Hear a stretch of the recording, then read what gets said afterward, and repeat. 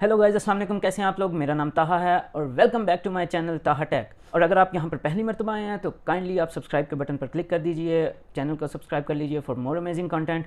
और इस वीडियो को यार एक लाइक तो बनता है। ओके गाइस, तो आप लोगों ने आईफोन का नाम तो सुना ही होगा और ख़ास तौर पर आपने ये ज़रूर सुना होगा कि वो कितने एक्सपेंसिव होते हैं, कितने महंगे होते हैं। आम एंड्रॉयड फ़ोन के मुकाबले में आईफोन जो होता है वो काफ़ी ज़्यादा महंगा होता है और हर कोई उसे अफोर्ड नहीं कर सकता। तो मैं यहाँ पर यही चीज़ डिस्कस करने आया हूँ कि आईफोन्स जो होते हैं वो अपने एंड्रॉयड काउंटर पार्ट से इतने ज़्यादा एक्सपेंसिव क्यों होते हैं। एंड्रॉयड के भी फ्लैगशिप्स हैं लेकिन आईफोन्स ख़ास तौर पर पाकिस्तान में उनसे काफ़ी ज़्यादा महंगे होते हैं। अब आप अगर देखें तो एंड्रॉयड्स भी किसी लिहाज से भी चीप नहीं हैं। अब वो भी जो हैं वो तकरीबन आईफोन के मुकाबले पर पहुंच चुके हैं प्राइस के हिसाब से। अगर हम बात करें तो वो भी काफ़ी महंगे हो चुके हैं। ख़ास तौर पे अगर आप सैमसंग का देखें, अभी S20 अल्ट्रा आया जिसकी प्राइस जो है वो आईफोन 11 प्रो मैक्स जो आईफोन एप्पल वालों का लेटेस्ट आईफोन है उससे काफ़ी ज़्यादा है। तो लेकिन अगर पाकिस्तान की अगर आप बात करें तो पाकिस्तान के अंदर आईफोन की प्राइस अभी भी एंड्रॉयड से ज़्यादा होती है। उसकी मेन वजह तो ये है कि बेशक वो इंटरनेशनल मार्केट में सैमसंग का जो फ़ोन है वो आईफोन से ज़्यादा महंगा है, लेकिन सैमसंग के फ़ोन्स पाकिस्तान में ऑफिशियली लॉन्च होते हैं तो इस वजह से जो है आईफोन की जो प्राइस है वो क्योंकि ऑफिशियली लॉन्च नहीं होते और वो इंपोर्ट करने पड़ते हैं तो उनकी प्राइस हमें ज़्यादा पड़ जाती है। लेकिन आप अगर आप देखें कि फ्लैगशिप्स की तरफ ना जाएं तो आपको हर प्राइस सेगमेंट के अंदर जो है वो एंड्रॉयड का फ़ोन मिल जाएगा, लेकिन आईफोन जो है वो टोटली एक्सपेंसिव है। हर आईफोन ही आपको महंगा ही मिलेगा। इवन के आईफोन SE 2020 जो आया है वो $400 का है इंटरनेशनल मार्केट में, लेकिन अगर आप देखें कि पाकिस्तान के अंदर तो पाकिस्तान के अंदर आईफोन SE 2020 भी जो है वो भी काफ़ी महंगा है। और मेन रीज़न इस चीज़ की ये है कि इतने एक्सपेंसिव क्यों होते हैं आईफोन, तो उसकी मेन रीज़न है उसका iOS, उसका ऑपरेटिंग सिस्टम। बाकी हर फ़ोन में एंड्रॉयड होता है, सिर्फ एप्पल के जो आईफोन हैं उनके अंदर एप्पल का अपना डिज़ाइन जो है वो सॉफ्टवेयर है जो एप्पल ने खुद डेवलप किया है। ऑपरेटिंग सिस्टम वो है iOS, और iOS ही मेन रीज़न है। iOS इतना महंगा क्यों है? क्योंकि एप्पल जो है वो अपने यूज़र्स का जो यूज़र एक्सपीरियंस है उसको किसी तौर पर भी कंप्रोमाइज़ करने के लिए तैयार नहीं है। अगर आप एंड्रॉयड का कोई भी फ़ोन इस्तेमाल करते हैं तो उसके अंदर आपको यूज़र एक्सपीरियंस हर मोबाइल के अंदर डिफरेंट मिलेगा, और किसी भी मोबाइल का यूज़र एक्सपीरियंस इतना यूज़र फ्रेंडली और इतना फ्लूइड नहीं है कि जितना कि आईफोन का है।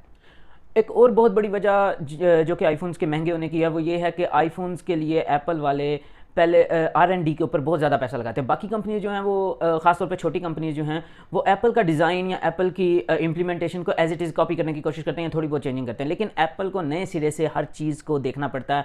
R&D में वो बहुत ज़्यादा पैसा लगाते हैं, रिसर्च एंड डेवलपमेंट में। उसकी वजह से फिर वो हर चीज़ को पहले टेस्ट करते हैं। टेस्ट करने के बाद उनका एक क्वालिटी चेक है, क्वालिटी कंट्रोल है जो बहुत ज़्यादा स्ट्रिक्ट है, और उस क्वालिटी कंट्रोल से गुजरने के बाद ही, उससे पास होने के बाद ही जो है वो आईफोन या एप्पल की कोई भी प्रोडक्ट वो डेवलपमेंट फेज़ में जाती है। तो उस R&D पे, उस रिसर्च एंड डेवलपमेंट पे एप्पल का बहुत ज़्यादा पैसा लगता है। तो इस वजह से भी आईफोन काफ़ी महंगे हैं, और अगर कोई उस चीज़ को क्वालिटी टेस्ट को पास नहीं कर सकती, कोई डिज़ाइन या कोई और चीज़ भी, तो एप्पल उसको कैंसिल कर देता है या फिर पोस्टपोन कर देता है। अगर अभी उतनी टेक्नोलॉजी डेवलप नहीं हुई तो उसके ऊपर रिसर्च जारी रखता है और उसको अगले आईफोन के लिए पोस्टपोन कर देता है। लेकिन यूज़र एक्सपीरियंस के ऊपर एप्पल कंप्रोमाइज़ नहीं करता कि अभी एक चीज़ इतनी डेवलप ही नहीं हुई तो आप उसको इंप्लीमेंट कर दें, तो उससे यूज़र का एक्सपीरियंस जो है वो रुइन हो जाता है, वो बिल्कुल तबाह हो जाता है। एप्पल इस चीज़ के ऊपर कोई कंप्रोमाइज़ नहीं करता, इसलिए वो रिसर्च एंड डेवलपमेंट पे बहुत ज़्यादा इन्वेस्टमेंट करता है, बहुत ज़्यादा पैसा लगाता है। इस वजह से भी आईफोन जो हैं वो काफ़ी हद तक महंगे हैं, ख़ास तौर पर पाकिस्तान में। और अगर इंडिया की मार्केट में बात करें तो ये दोनों मार्केट्स ही इस तरह की हैं कि दोनों मार्केट्स के अंदर जो है वो आईफोन की प्राइस ख़ास तौर पर बहुत ज़्यादा है। अगर बाहर कोई आईफोन $400 का है और एक एंड्रॉयड फ़ोन है जिस तरह के वन प्लस का है, तो वो दोनों की प्राइस बेशक $400 होगी इंटरनेशनल मार्केट में, लेकिन इंडिया या पाकिस्तान के अंदर आईफोन की प्राइस उस $400 वाले की वन प्लस या किसी और एंड्रॉयड मोबाइल के मुकाबले में वो काफ़ी ज़्यादा होगी। अभी जैसा कि मैंने आपको कहा कि यूज़र एक्सपीरियंस जिसकी वजह से आईफोन ख़ास तौर पर एक्सपेंसिव हो जाता है, वो उसके ऊपर एप्पल कोई कंप्रोमाइज़ नहीं करता, और उसकी एक बहुत बड़ी एग्जांपल है फेस आईडी की। फेस आईडी जो है वो बहुत ही ज़्यादा यूज़र फ्रेंडली है, यानी कि आपको कुछ एक्स्ट्रा स्टेप करने की ज़रूरत नहीं है। जिस तरह के आप अगर फिंगरप्रिंट की बात करें तो फिंगरप्रिंट के अंदर आपको पहले टच करना पड़ता है, स्पेशली अगर आपने मोबाइल को रखा है या आप इस्तेमाल भी कर रहे हैं तो आपको स्पेशल फिंगरप्रिंट स्कैनर के ऊपर या अंडर डिस्प्ले है तो डिस्प्ले के ऊपर आपको टच करना पड़ेगा स्पेशली उसको एक्सेस करने के लिए। लेकिन इसके लिए आपको फेस आईडी के लिए कुछ भी करने की ज़रूरत नहीं है, ये इंतहाई कन्वीनियंट है, क्योंकि स्क्रीन को आप जब इस्तेमाल करें तो स्क्रीन की तरफ तो आप देख ही रहे होते हैं, तो फेस आईडी ऑटोमेटिकली काम करती है, आपको पता भी नहीं चलता और आप लॉगिन हो जाते हैं या अगर आपने कोई ऐप के ऊपर लगाई हुई है फेस आईडी तो वो ऐप ऑटोमेटिकली ओपन हो जाती है, आपको कुछ एक्स्ट्रा स्टेप करने की ज़रूरत नहीं पड़ती। तो एप्पल चाहता तो बिल्कुल वो फेस आईडी भी साथ दे सकता था, टच आईडी भी साथ दे सकता था, एप्पल के लोगो में दे सकता था, अंडर डिस्प्ले दे सकता था, बैक पे दे सकता था। लेकिन एप्पल ने जब उसको टेस्ट किया होगा तो लाजमी सी बात है कि R&D के अंदर वो इस चीज़ के ऊपर पूरी टेस्टिंग करते हैं, तो उन्होंने देखा होगा कि यूज़र एक्सपीरियंस जो है उनको कन्वीनियंस, यूज़र्स को किस चीज़ में ज़्यादा कन्वीनियंस मिल रही है, ज़्यादा आसानी किस चीज़ में है, तो उस हिसाब से एप्पल ने फिर फेस आईडी को इम्प्लीमेंट किया।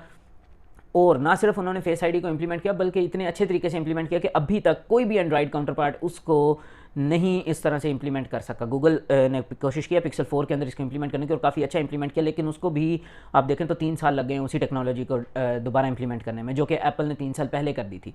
तो उन 3 सालों में एप्पल ने भी इसके अंदर खासी तरक्की कर लिया, जिसकी वजह से इसको काफ़ी ज़्यादा एडवांस्ड कर लिया और अब ये काफ़ी एंगल्स से भी काम करता है और काफ़ी फास्ट काम करता है।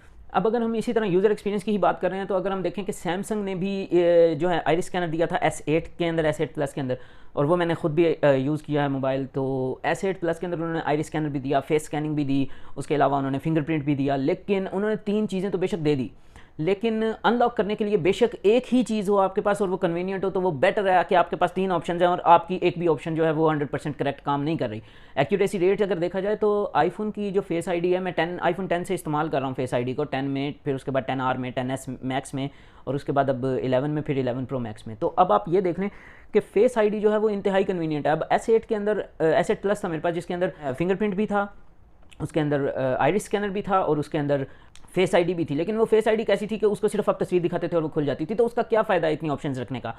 आइरिस स्कैनर इतना ज़्यादा इनकन्वीनियंट था कि उसको सैमसंग ने खुद ही आगे जाके रिमूव कर दिया, और जो फिंगरप्रिंट था वो बिल्कुल कैमरे के साथ था और उसको जो है एक्सेस करना बहुत ज़्यादा इनकन्वीनियंट था। तो और उसके अलावा उसके फिंगरप्रिंट की जो एक्यूरेसी थी वो भी काफ़ी कम थी, वो हर दफ़ा काम नहीं करता था।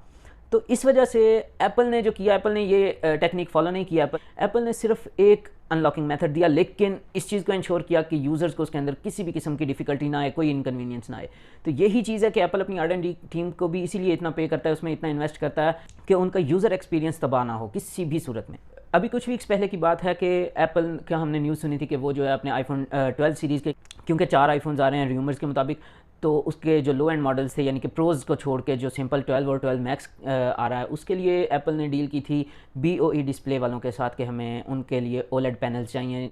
पहले जो आईफोन 11 प्रो और 11 प्रो मैक्स के अंदर जो पैनल्स लगाए हैं वो सैमसंग से लिए हैं।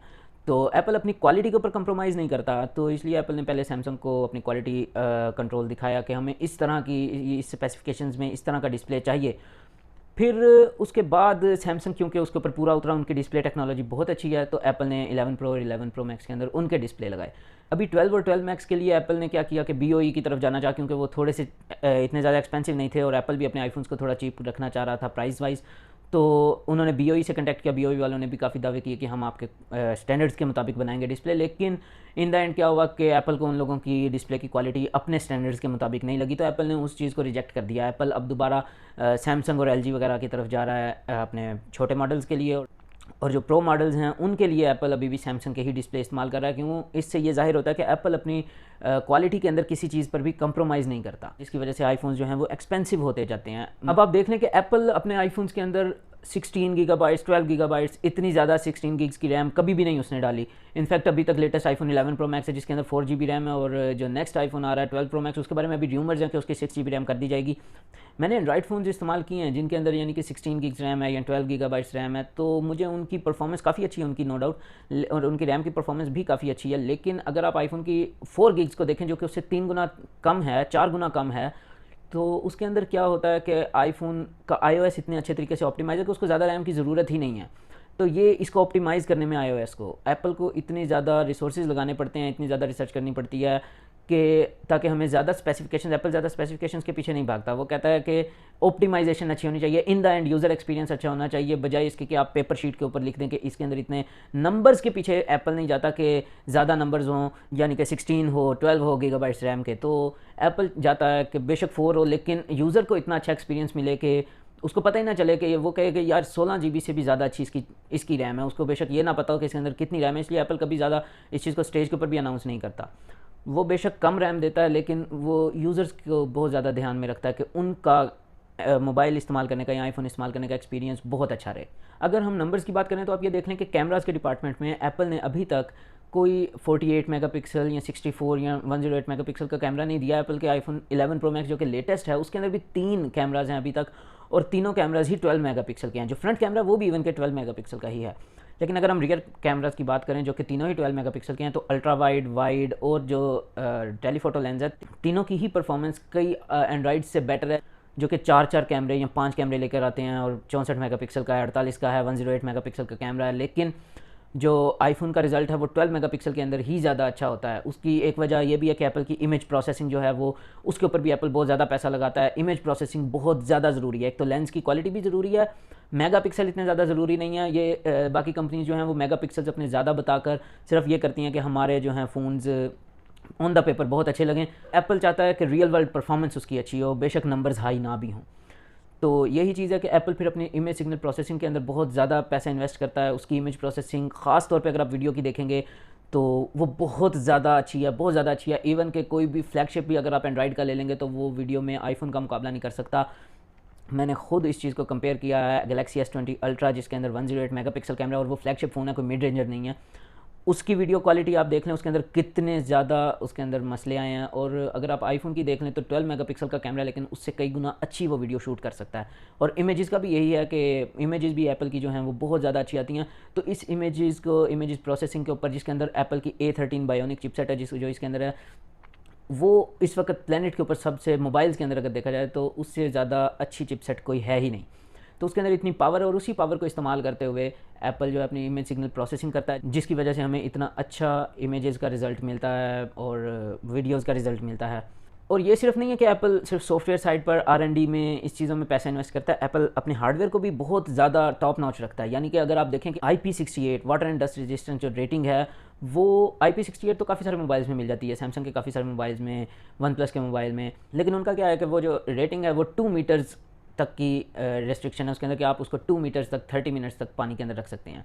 2 मीटर से ज़्यादा अगर वो गया तो उसकी IP रेटिंग इतना अलाउ नहीं करती। लेकिन आईफोन की IP68 जो ख़ासतौर पे प्रोज़ के अंदर है, 11 प्रोज़ और 11 प्रो मैक्स के अंदर, तो वो 4 मीटर्स तक आपको, यानी कि डायरेक्टली उसको डबल कर दिया एप्पल ने। 4 मीटर्स पानी के अंदर 30 मिनट्स तक वो आपको water and dust resistance provide करती है। इसके अलावा अगर आप एप्पल के डिज़ाइन पर देखें, इन हैंड फील के ऊपर देखें, यानी कि एप्पल का जो स्टेनलेस स्टील और ग्लास सैंडविच डिज़ाइन है वो बहुत ही आउट क्लास है। पकड़ने में आपको, हाथ में जब आप आईफोन पकड़ते हैं तो प्रीमियम फील होता है। यही चीज़ है कि बाकी कंपनीज अभी तक एलुमिनियम दे रही हैं, एप्पल ने जो है वो स्टेनलेस स्टील के ऊपर 2017 में ही शिफ्ट कर लिया था, 2017 में। और उसके अलावा जो एप्पल की बैक है, रियर है, वो बैक ग्लास जो है वो मैट फिनिश में है, जो कि बहुत ही अच्छा है। ख़ास तौर पे इससे पहले जो मेरे पास मोबाइल्स रहे हैं उनकी सबकी जो बैक थी उसके ऊपर फिंगर, जैसे मैं फिंगर लगाता था तो समझ ही जाते थे, फिंगरप्रिंट उसके ऊपर आ जाते होते थे, तो जिसकी वजह से वो बहुत ही बुरा लगता था। एप्पल का ये मैट करने की वजह से अब ये बहुत छोटा सा स्टेप है, लेकिन ये यूज़र के एक्सपीरियंस को इतना ज़्यादा अच्छा कर देता है, इतना ज़्यादा बढ़ा देता है कि उसके ऊपर आपका ना फिंगरप्रिंट लग रहे हैं, ना आपको उसको बार बार साफ़ करने की ज़रूरत है, और देखने में भी बहुत ज़्यादा अच्छा लगता है। और फिर अगर आप उसका टैप्टिक इंजन देखें आईफोन का, जिसको वाइब्रेशन मोटर कहते हैं, तो एप्पल उसको टैप्टिक इंजन कहता है। टैप्टिक इंजन एप्पल का जो है वो बहुत ही वर्ल्ड क्लास है, कमाल है। मतलब अगर आप आईफोन को पकड़ें और साथ में एंड्रॉइड को पकड़ें तो आपको लिटरली उसकी वाइब्रेशन के अंदर डिफरेंस फील होगा। उसके अलावा अगर आप स्पीकर्स की बात करें तो स्पीकर्स भी आईफोन के जो हैं बाकियों के काफ़ी लाउड हैं, आईफोन का भी काफ़ी लाउड है, लेकिन बाकियों के अंदर बेस नहीं है, उसके अंदर हाइज बहुत ज़्यादा है। तो एप्पल ने हर चीज़ को बैलेंस रखा है, और ख़ासतौर पे बेस उसके अंदर काफ़ी अच्छी है आईफोन के स्पीकर्स के अंदर, अगर आप मोबाइल के स्पीकर के हिसाब से बात करें। तो यही छोटी छोटी चीज़ें हैं जिनकी वजह से आप देखने में तो छोटी लगती हैं, लेकिन अगर आप इन सबको कंबाइन कर लें तो आपको पता चलेगा कि आपका कितना अच्छा एक्सपीरियंस है। तो यही कुछ वजूहत हैं जिनकी वजह से जो आईफोन है वो एंड्रॉइड की निस्बत काफ़ी महंगा होता है, इंटरनेशनल मार्केट में भी महंगा है। और अगर आप ख़ास तौर पर इंडिया और पाकिस्तान की बात करें तो इधर तो आईफोन वैसे ही बहुत महंगा है, लेकिन ओवरऑल महंगा होना, इंटरनेशनल मार्केट में महंगे होने की अगर आप बात करें तो ये मैंने कुछ रीज़न्स आपको बताई हैं जिनकी वजह से आईफोन इतना ज़्यादा एक्सपेंसिव होता है।